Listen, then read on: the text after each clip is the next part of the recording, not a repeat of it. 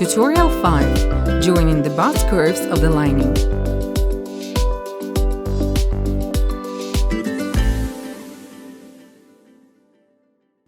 Now I need to join the bust curves of the lining.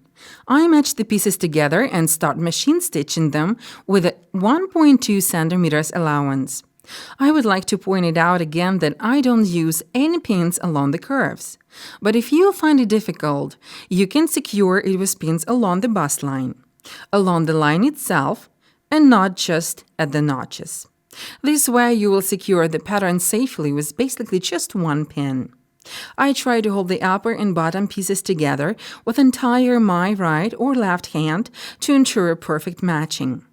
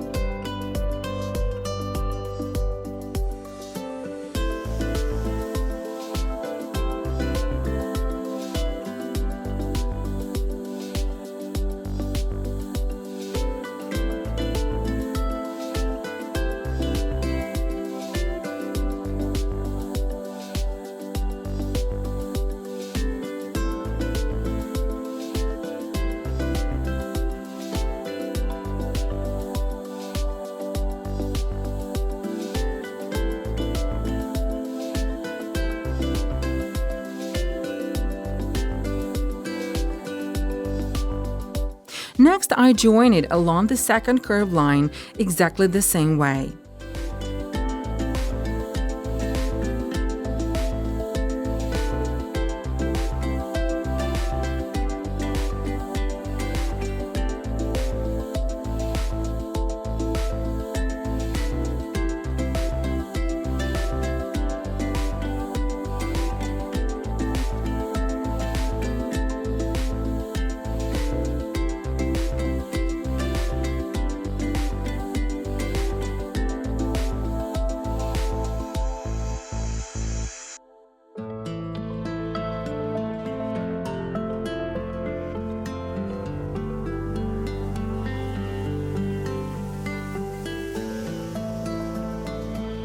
I unfold the seam allowances to check if the seam is good enough, and then I trim corners of these seam allowances from both sides of the seams.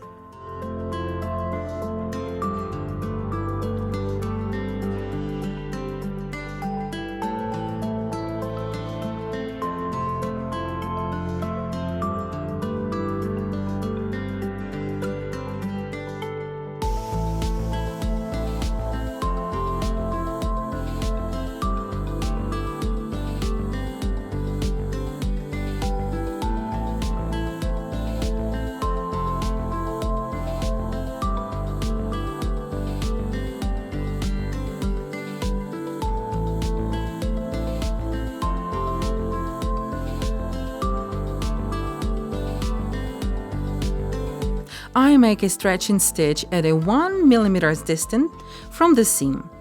This stitch spreads the seam allowance, secures the seam itself, and delivers me from the necessity of pressing it flat at this stage. I go back along the other side. You don't need to make this stitch at a wider distance. 1 mm from the joining seam is sufficient.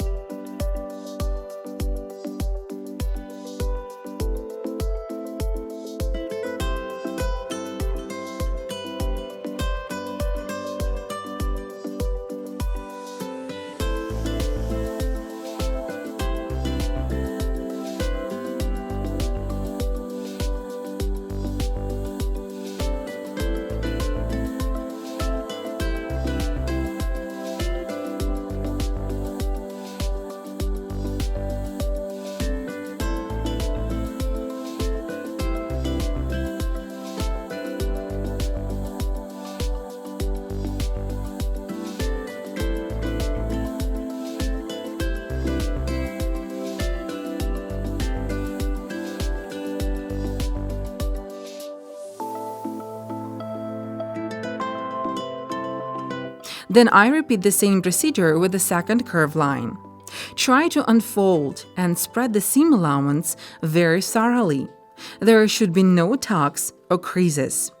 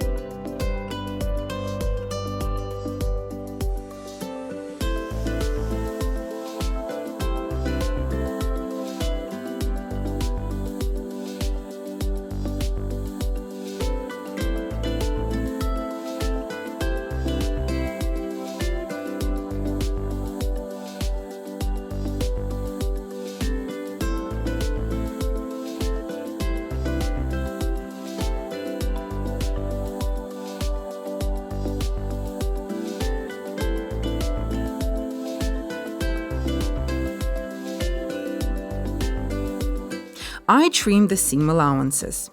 I leave just 0.5 centimeters from inlay.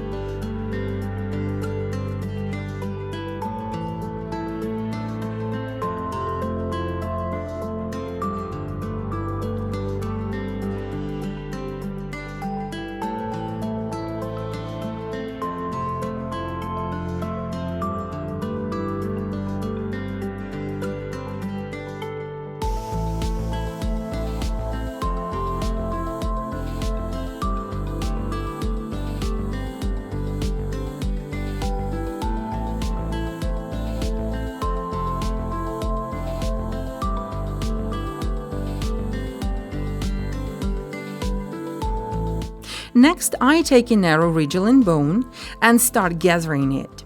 I pull its fishing lines out of it, and then I take one fishing line and keep pulling until the bone acquires a rounded shape.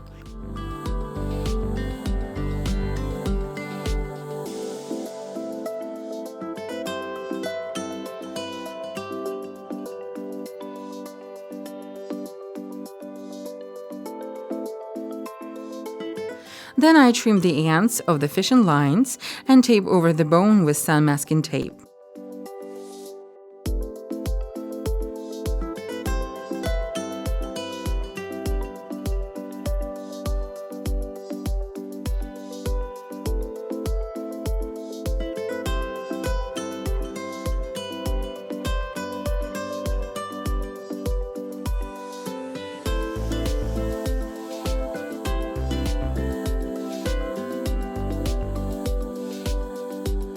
And now I need to make a stay stitch.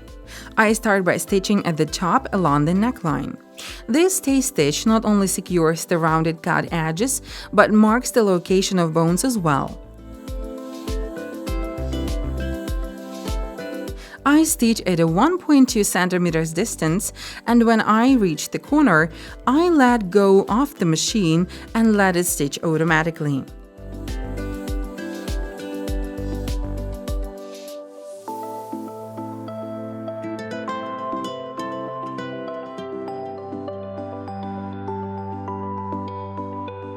Next, I turn the garment around and make a stay stitch from the other side, this time going over the facing side to make it perfectly symmetrical. I go all along the top and let go of the machine at the corner.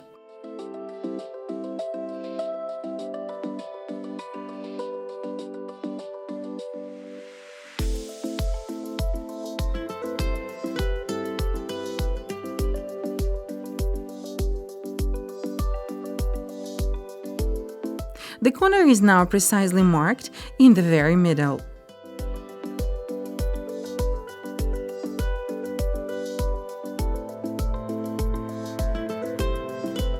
Next, I make another stay stitch along the bottom line of the garment in order to know where the bones should reach their ends at the bottom.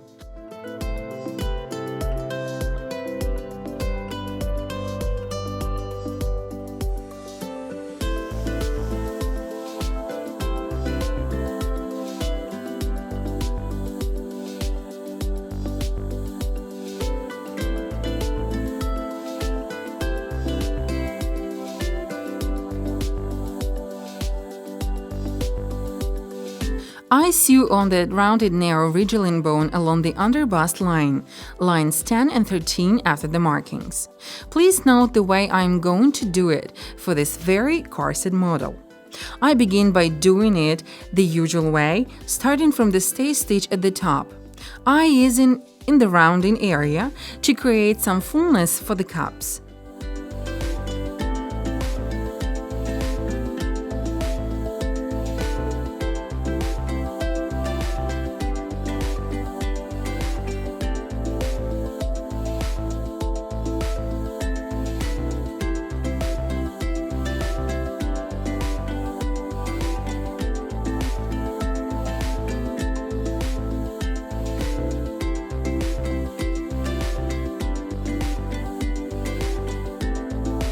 After reaching the curved line, I continue arranging the bone in a circle on the central cup piece and easing in the fabric underneath this bone.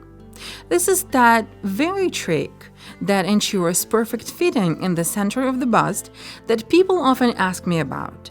However, the same trick causes some difficulties with the front because the central cup piece gets slightly smaller. I will have to customize some things a little bit. But this kind of fullness provides for a nice dome-shaped look of the cups, and the small dart in the middle of the bust ensures perfect fitting. Since there is a dent in the central of the bust, it is going to fit snugly against the body. Besides, this trick works wonders for a small bust. Thanks to the perfect dome shape of the cups, the bust won't be shifted to the center when you insert push-up pads, and the rounded bone will keep it in the right place. The bust will be shaped in a beautiful way and appear more attractive.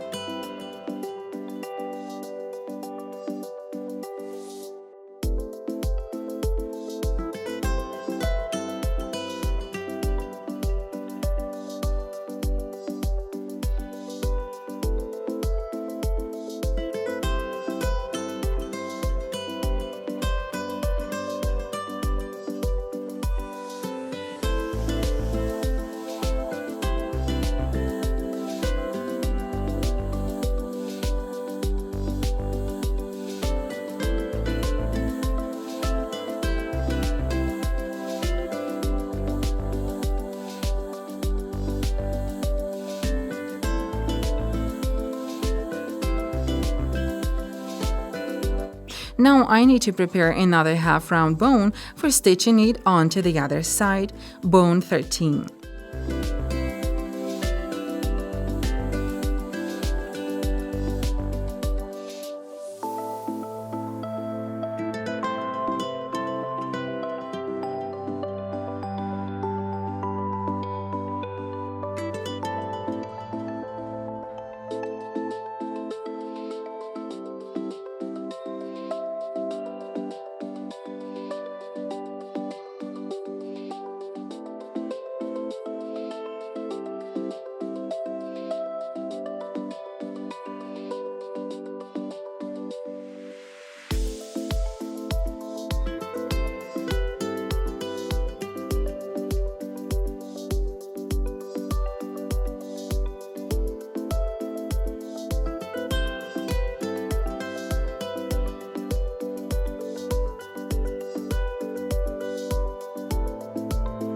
I start working from the middle of the bust and ease in like before.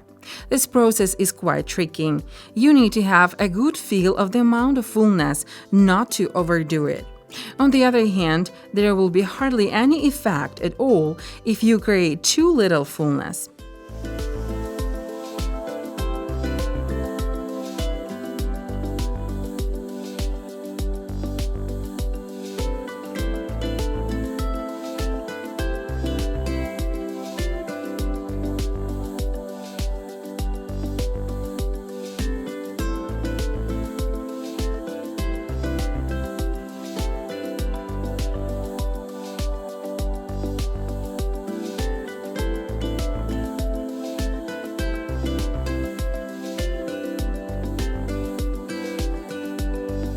And then I ease in along the outer side of the cup as usual in order to help it acquire a dome-like shape.